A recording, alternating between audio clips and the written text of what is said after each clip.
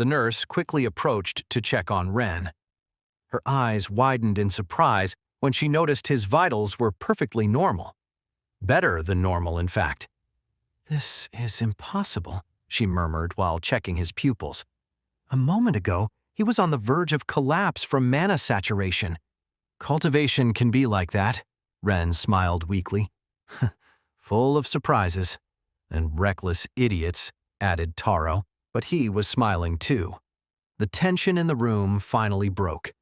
The nurse even let out a small laugh while storing her unused potion. "It's been a great day," Ren stretched, satisfied. The mushrooms in his hair pulsed with renewed energy. "The best," Taro nodded. "Escaped training, survived poisoning, and I hugged a pretty nurse," he proclaimed proudly. The nurse gave him a gentle tap on the nose. "Very gallant, little one, but I'm a bit old for you." A shadow appeared in the doorway. The smile froze on Ren and Taro's faces. Color drained from their cheeks so quickly that the nurse almost pulled out her potion again. Lynn stood in the threshold, her expression unreadable. "So," her voice was dangerously soft, "who escaped from training?" "What were you thinking?" Lynn paced in front of Ren's bed. "How did you trick the guards?" "I didn't trick anyone." Ren tried his best innocent face. "I just took a shortcut." Lynn pinched his cheek. Hard. "Ow!" Ren rubbed his sore cheek. "All right. I have a small secret tunnel. Sometimes I go down to 150 or 200 meters to get crystals." "A secret tunnel?" Lynn's eyes narrowed. "With all those minor and common worms around? With a beast that can barely process mana at that depth? It's not so dangerous if you know the worm's patterns and only stay there a while." Ren avoided her gaze. "Besides, I was looking for something special for you." "What thing?" Lynn asked. "A crystal flower." Ren drew the shape in the air with his fingers. "It's a very rare formation. The crystals grow in the shape of petals, but finding one is like finding a 5-leaf clover," completed Lynn, still skeptical. "Exactly. But no luck again. I thought I'd have it in the new vein I found." Ren looked back. "Taro, did you bring option B?" Taro cautiously peeked his head in. "The flowers?" "Yes, here." Lynn blushed slightly at seeing the small bouquet, but her expression hardened immediately. Her hand descended in a precise chop on Ren's head. "Ow!" Ren cried out. "The truth," she demanded. "What did you really go looking for?" "It was for the flower." Ren rubbed his head. "Why does no one believe me when I try to say thanks?" "Maybe because the last time you tried to say thanks, you also ended up trying to escape training." Lynn extended her hand. "Show me what you found." "I didn't find the flower, just the usual." Ren pointed to the Shadow Stalker skin bag that Taro had brought. "Just some crystals and deep earth. You can check." Lynn examined the bag's contents. Indeed, there were only common crystals and some dark earth. "All this risk for this?" She shook the bag. "Going so deep you ended up with mana poisoning?" "I need to gather a lot for my cultivation," Ren shrugged. "And the crystals."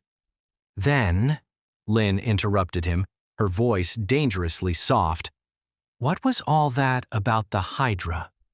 The color drained from Ren's face. Taro, who had been listening from behind, almost dropped the small bouquet.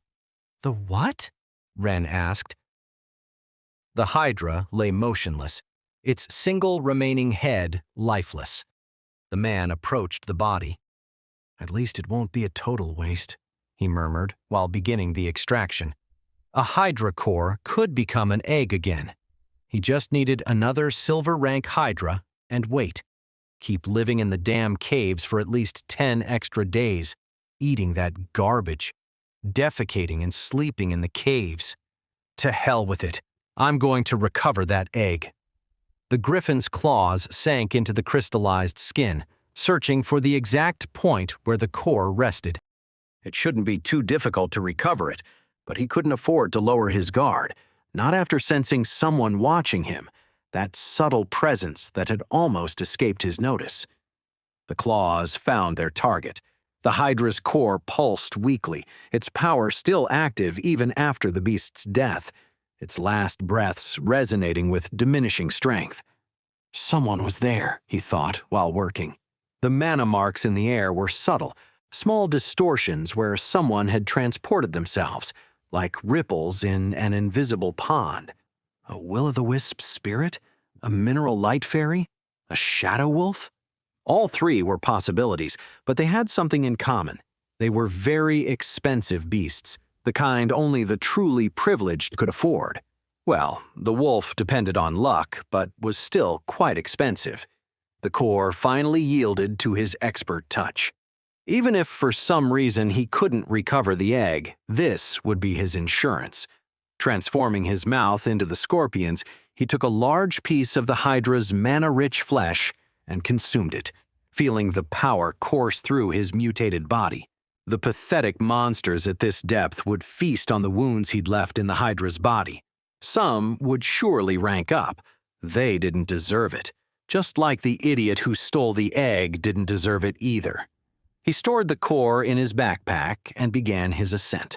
The trail of the person who had watched them was clearer now that he approached the spot where he'd sensed the presence, small points where space had been briefly distorted by mana, though honestly it wasn't necessary. Before him, the destruction the Hydra had caused in its pursuit also marked a quite clear path. Pulverized walls, tunnels violently widened, telling the story of a desperate chase. Could it have been the same person? He wondered while climbing. At 200 meters, he found the first signs of regular occupation, methodically worked tunnels, tool marks. He was entering mined territory. The frozen slope appeared before him at 150 meters. It seemed they had wanted the Hydra to give up the chase. An improvised but effective idea. The ice was thick enough to make ascending complicated, even for a beast of his level.